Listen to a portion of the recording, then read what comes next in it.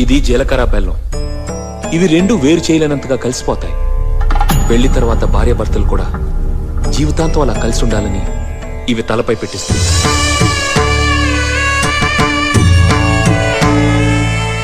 ఇది మంగళసూత్రం. మంగళం అంటే పవిత్రత, సూత్రం అంటే తాడు. ఇది మెడలో పడగానే పెళ్లి అగ్ని కంటే పవిత్రం అవుతుంది. పుట్టింటికెళ్తే అత్తారింటిని, అత్తారింటికెళ్తే పుట్టింటిని మర్చిపోకూడదనే 2 బొట్లున్న తాళ్ళని మెడలో కట్టిస్తారు. తలంబ్రాలంటే తలపై నుండి రాలిపడేవి. ఆ ఇంట్లో సిరి సంపదలు కూడా అలా వచ్చి పడాలనే తలంబ్రాలు పోయిస్తారు. 7 అడుగుల్లో ప్రతి అడుగుకి ఒక అర్థం ఉంది.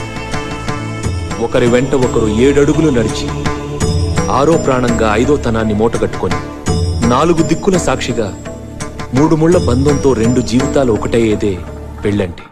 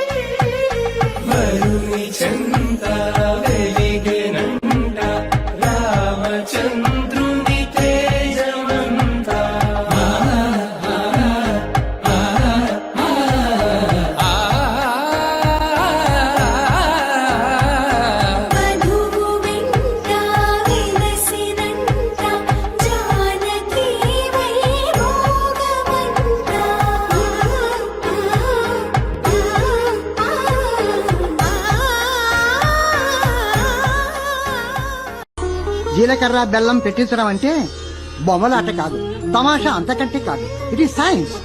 Yes, it is science. జీలకర్ర బెల్లం కలిపామంటే ఒక శక్తి పుడుతుంది. ఆ శక్తిలోంచి ఒక మ్యాగ్నెటిక్ ఫోర్స్, ఒక అయస్కాంత శక్తి ఏర్పడుతుంది. అలాగా భార్యాభర్తల మధ్య ఒక ఆకర్షణ ఏర్పడుతుంది.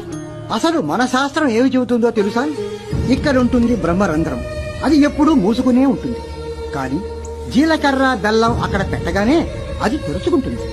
అప్పుడు అక్కడున్న సహస్రార చక్రం నుంచి ఒక శక్తి ఇక్కడ ఉన్న ఆజ్ఞా చక్రాన్ని చేరుకుంటుంది. ఇప్పుడు ఒకరి నుదుటిని ఒకరు చూసుకోగానే ఒకరి ఆజ్ఞా సహస్రార చక్రాలు మరొకరి ఆజ్ఞా సహస్రార చక్రాలతో కలిసిపోతాయి. అదే తొలిచూపు. అదే మనమంతా అనుకుంటున్న వలపు మాయ.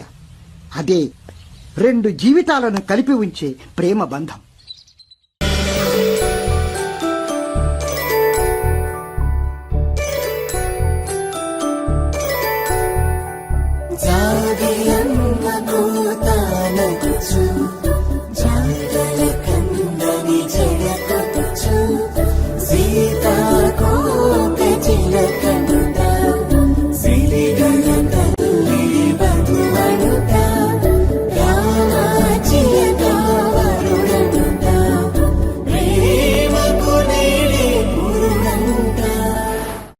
సూత్రము అది కట్టేటప్పుడు భర్త చెప్పేటటువంటి మంత్రం ఏంటి?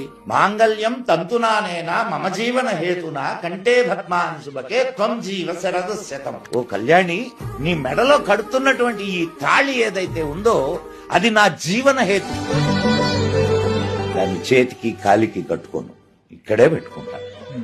ఎక్కడ పెట్టుకుంటా? నా గుండెలలో పెట్టుకుంటా.